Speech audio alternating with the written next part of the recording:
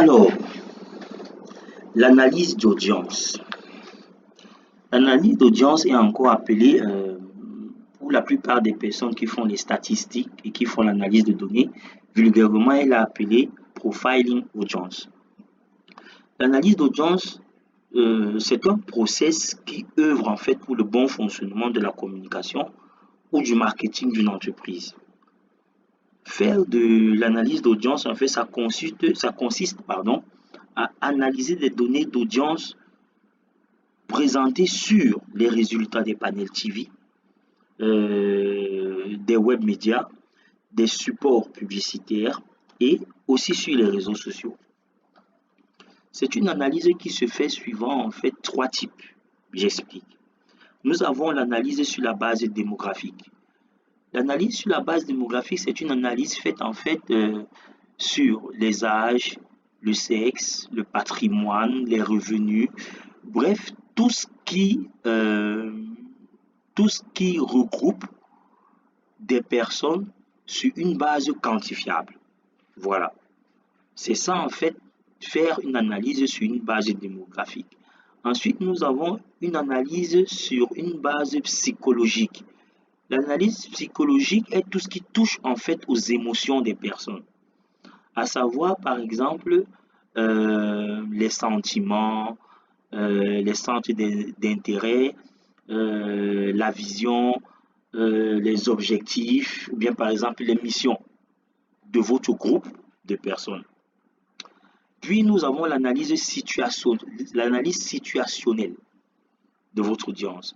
Lorsque vous vous regroupez par exemple dans un milieu, disons que le comportement du consommateur camerounais diffère du comportement du consommateur français ou allemand ou chinois.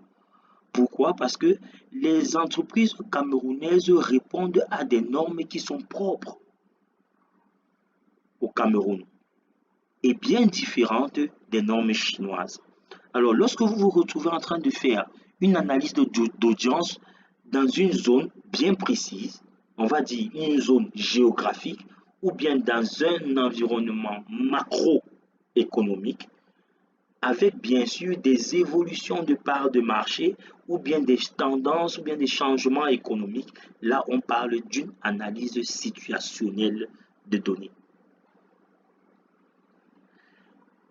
Juste une petite précision, ce serait une petite parenthèse.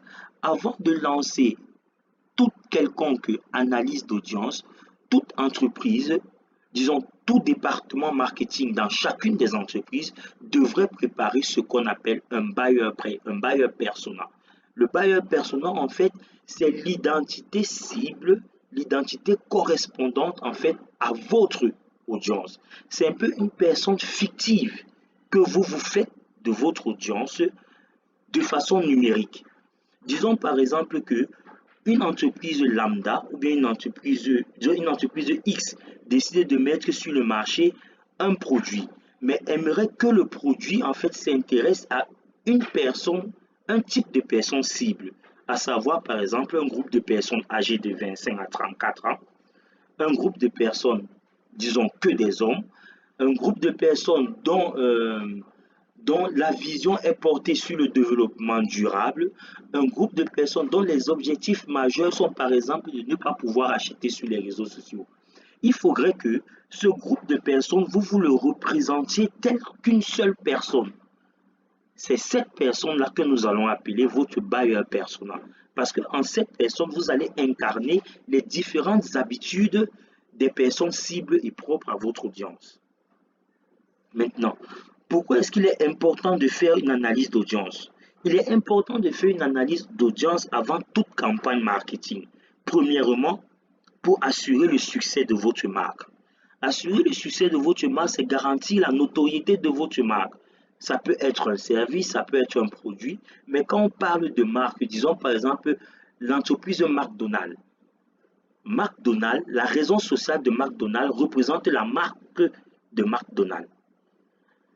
Donc, garantir la notoriété des différents produits, bien des différents services de McDonald's, c'est assurer le succès de la marque de McDonald's.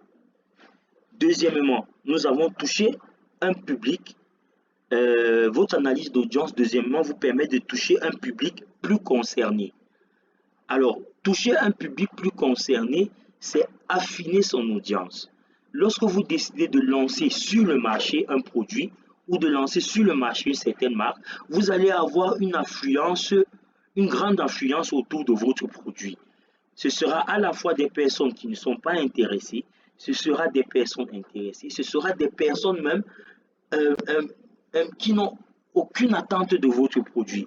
Alors, l'analyse de cette première base d'audience va vous permettre de faire ressortir les personnes les plus concernées par votre produit, ce qui induit directement le troisième intérêt d'une analyse d'audience qui est réduire les coûts de votre marketing. Lorsque vous vous lancez dans un marché et que vous décidez de faire une étude de marché, vous allez devoir recruter des agences sur le terrain, vous allez devoir recruter des analystes de données, vous allez devoir recruter des personnes qui seront censées faire des montages de visuels.